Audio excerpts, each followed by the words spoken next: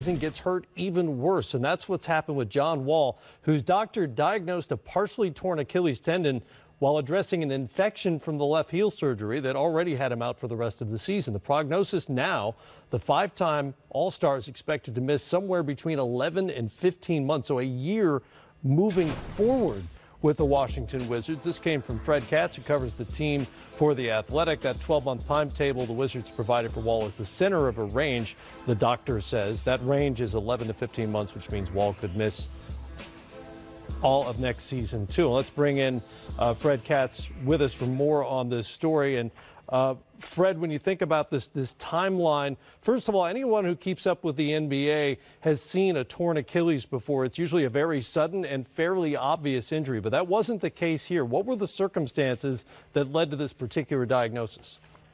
Yeah, that was kind of the surprising part to me, and something that we had a conference call with the surgeon who actually performed John Wall's second surgery. He's now going to have a third one, which was just a cleanup because he had an infection from the first one, which was initially to remove bone spurs from the heel. I know, it's a lot of surgeries and a lot to follow. And when they were in there, they noticed, while doing the cleanup, that Wall had actually ruptured the Achilles there. Turns out, the team says, and the team doctor says, that Wall slipped in the shower about a week ago, and that's where they think that he actually hurt it there, and he didn't even realize at the time that he had ruptured his Achilles, which is shocking to me. I've never ruptured my Achilles before, but it's notoriously an extremely painful injury. Right. Supposedly he heard nothing pop and wasn't sure exactly how it happened, and they theorized that this is when it happened because it makes the most sense, but it doesn't sound like they're able to pinpoint an exact moment where the Achilles ruptured. Yeah, I've never done it either, but I've witnessed in person it happen plenty of times, and that player knows immediately that something bad has happened. Well, what, if anything, does this change about the Wizards' calculus for the trade deadline coming up? Yeah, I'll have a story about that either later tonight or tomorrow on The Athletic, basically outlining it. From the sense that I'm getting from the organization, I don't think it changes very much. I mean, Wall was going to be out for the season regardless because he had those bone spurs removed, and they had a long timetable on that, 6 to 8 months anyway. And so he wasn't coming back this season no matter what, regardless.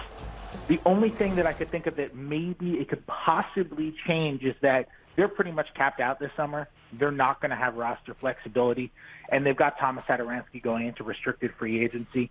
If somebody makes Satoransky a huge offer and they feel like they just can't match it, whether because of tax concerns or because they just don't feel like he's worth it, and there are a couple teams out there that are really desperate for point guards, Orlando or Phoenix or something like that. If they strike out on point guards this summer and they just make him an offer 2 weeks into free agency because he's one of those restricted guys who lingers, they just don't have a point guard. I mean, they're playing with Chase Randall as their backup point guard right now. They're just not really going to have a point guard. So one thing they could do is they could trade for a guy who's under contract for 2019-20 and really make a trade more for next year than for this year, because Wall's going to miss a significant chunk of next season. But I still am not sure that they're going to do that, just because I think their mantra right now, along with wanting to stay competitive and wanting to make the playoffs, is not wanting to take on any extra dollars, considering they've already got an expensive roster for a team that's 9 under 500. So I wouldn't say there's a 0% chance of that, but I kind of think they're just going to end up standing pat regardless.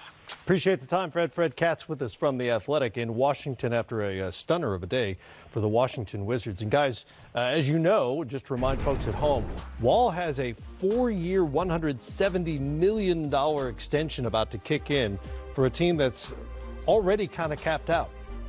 Yeah, there's not a lot of flexibility there when you have numbers like that. And what's interesting to me, and what Fred said that's meaningful, is their plan really doesn't change. He was already out. I think what it does do, though, is it gives you plausible deniability, maybe, if you decide that from this point forward, you have to make everything about building around Brad Beal. It would surprise me if they make a deal with Beal or Porter, even if they were trying to improve their financial situation, because it's hard to imagine how you're going to be elite without those two guys in the immediate future. And they've already made it very clear they don't want to tank.